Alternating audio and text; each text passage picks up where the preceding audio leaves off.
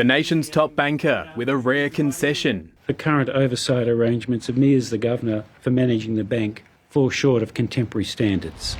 The Reserve Bank's response to the COVID-19 pandemic and the inflation crisis since coming under significant scrutiny. This review that I'm releasing today is not about taking shots at anyone. The RBA's decision-making powers will be split across two boards, one focused on governance, the other on monetary policy. The type of people that you want to help the governor come to a concluded view on interest rates might not be exactly the same kind of people that you want to run the bank. The Monetary Policy Board will be made up of the RBA Governor, their Deputy, the Treasury Secretary and 6 others from outside the bank, aimed at ensuring more diverse economic views around the table. The current 11 meetings a year will be wound back to 8, allowing more time for the impact of their decisions to filter through the economy. After each meeting, the breakdown of how members voted without names attached will be published, and the Governor will front the media to explain the board's call. You can communicate too little, but you can also communicate too much. The current Communicator-in-Chief's term expires in September. If the government would like me to stay, then I'm happy to stay. That appointment would be considered closer to the middle of the year. Jim Chalmers is prepared to make some appointments now, and they go to the heart of what the review is calling for. One of 2 new board members is Ian Ross, a former president of the Fair Work Commission and former Assistant Secretary of the ACTU, who the Treasurer argues is well placed to reflect the interests of workers.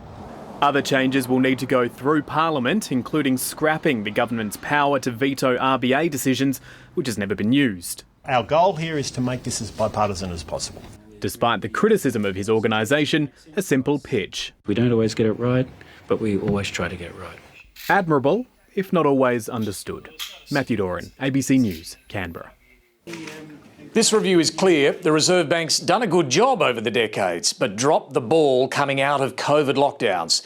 It misjudged the inflation shock, suggested without enough caveats that rates wouldn't rise until 2024, and was then too slow to pivot as prices took off. Philip Lowe admits mistakes were made, but he has a problem accepting what the review identifies as the main cause, a lack of expertise and robust debate around his board table. The review notes in a damning revelation, some current and former board members see their role as simply being a pub test. The bottom line, the governor faces little pushback. Now, Philip Lowe disagrees strongly, and this is a fundamental difference of opinion.